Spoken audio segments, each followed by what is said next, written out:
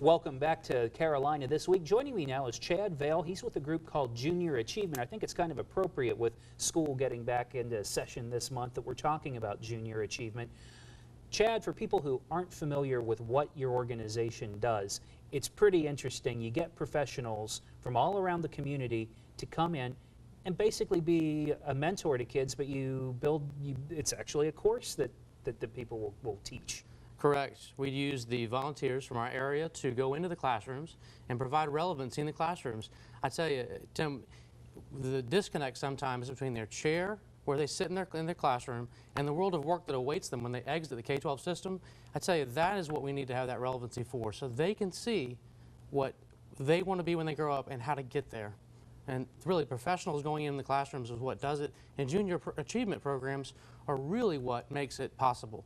I tell you, I've taught junior achievement myself, and it really is powerful in the classrooms. And you have an interesting background as far as junior achievement's concerned. I do. You started your own business at a young age, and That's you kept right. it going for quite a while. I did. Tell me about your entrepreneurial adventure and how you want to pass that on to others. Definitely. I was blessed to have the opportunity to start my own business in the Charleston area, and it was actually a business called the Pretzel Twister, and we hired kids out of high school. And I tell you, the hiring process that we had, filling the store staff, really made it evident to me we needed to do more in the classrooms, and it led me to volunteer in the classrooms personally. And as I exited the business that I had, I really wanted to stay involved. That's how I found Junior Achievement. In fact, when I looked at Junior Achievement's website, I realized I was related to the guy that started Junior Achievement. Theodore Newton Vail is actually the founder of Junior Achievement in 1919 in Springfield, Massachusetts, and I had no idea I was related to him. And I asked my dad, and he said, I am. And I tell you, it was a natural fit for me because it fit my passion, that family tie, and obviously what we need to do in the classrooms is have an unprecedented amount of volunteer service now to really connect those students K through 5 with JA programs to the world of work that awaits them. What do you hear from people who have volunteered and have actually gone into the classroom and gone through this with the kids? Do they get something out of it too? No doubt, Sam. I tell you, a lot of the volunteers say that it means more to them to return the time invested as they visit the classroom 5, 6, or 7 times. As an elementary school volunteer, it's 5 times, 5 contact hours per student, 6 times for a middle school class, 7 times for a high school class. Those visits really have a return on investment for those volunteers, not to mention the return on time invested for those students. And the relationship that's created over the time of those visits is really paramount. That's really what the magic of JA is. It's been around since 1919, and there's a reason. I think the neat thing, and I may have understood this incorrectly from the presentation I heard you give on it one time, but the kids during their JEA experience will actually create a business and see it through pretty much. That's right. In fact, Tim, you're describing the company program, and that's one of our main programs, especially as the programs began in 1919. We've broadened our horizons and now have specific grade appropriate programs for K through 5, 6 through 8 in the middle school, and 9 through 12 in the high school. The company program, though, really is the essence of Junior Achievement, where the student does have an idea, or the whole class has an idea. It could be an after-school classroom, it could be a class in the school, but they take that idea from concept all the way to fruition, even selling stock certificates, and sometimes those businesses can be self-sustaining. In fact, a lot of your viewers probably remember Junior Achievement in that respect as the company program, but now we've broadened it, and as you go in as a volunteer, you go in the 5, 6, or 7 visits to the classes, and that's a lot of our core product is that way, our programs.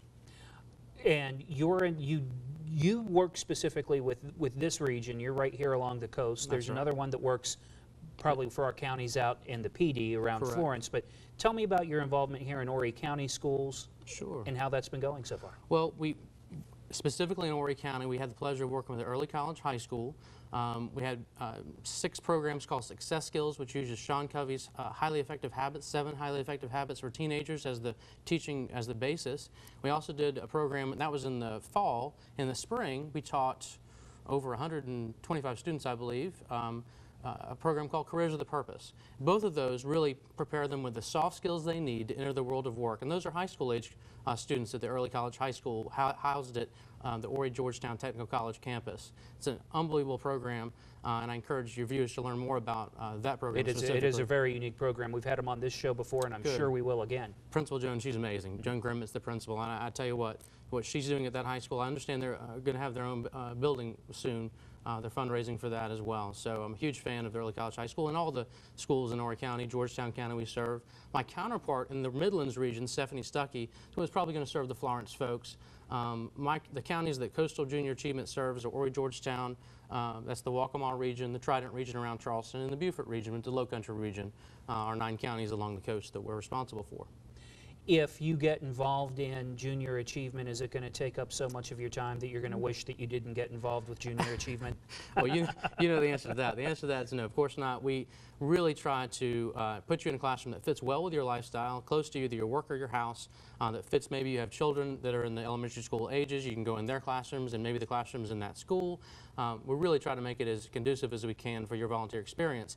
And I tell you what, 100% of the folks that we've placed last year are begging for more opportunities this year. I'm very proud to say last year we served over 200 programs in our service area. Over 5,000 students were empowered to own their future economic success through junior achievement. And I tell you, we look to double that this year. We have an ambitious goal of 10,000 students, and it's only possible through the generous financial support we receive from our benefactors, and also, of course, the educators inviting us in, but most importantly, those volunteers that really enable junior achievement programs to reach the students and make a big difference. What kind of professions are you looking for? Are you limiting it to anything, or is it wide open? It is wide open because every professional experience has a value. And you'd be surprised when one profession comes in and they touch a student, and that student knows in their heart that that's going to be their noble purpose in life, and they're going to go on to that profession. An example I use is a lot of children say they want to be veterinarians when they grow up because they love animals. Well, then you ask them the very telling question, do you like science? And we as adults know that you need to be pretty good in biology to get to the veterinarian level. And, well, no, I'm not so good in science. So then you have that conversation about, I'm glad you like animals, but let's reconsider your career pathway to make sure that we're going in the right direction to play to your strengths. And I think you touched on this, and since this is a political show / community affairs show talking about politics a little bit, given what we're going through right now, debt and deficit, things like that, this is really empowering kids to take a hold of their own economic prosperity. It is. We face a great challenge right now in our nation with all the discussion of debt ceilings and all the things that we have in the national media. I tell you what, this is an action step that we as citizens go into classrooms and take to empower our youth to control their own destinies. I tell you what, JA really has it, and it's what I was looking for as a business owner, and I'm so thankful to represent Junior Achievement as the president of Junior Achievement of Coastal South Carolina. All right, Chad Vail, thanks for being with us. If you want to find out more about Junior Achievement, head to my Facebook page. It's facebook.com/Tim McGinnis WPDE. Head to that Facebook page, and I'll put links to Junior Achievement on the site. Chad, again, thank you for being with us this morning. My pleasure. Thank you. We'll be right back.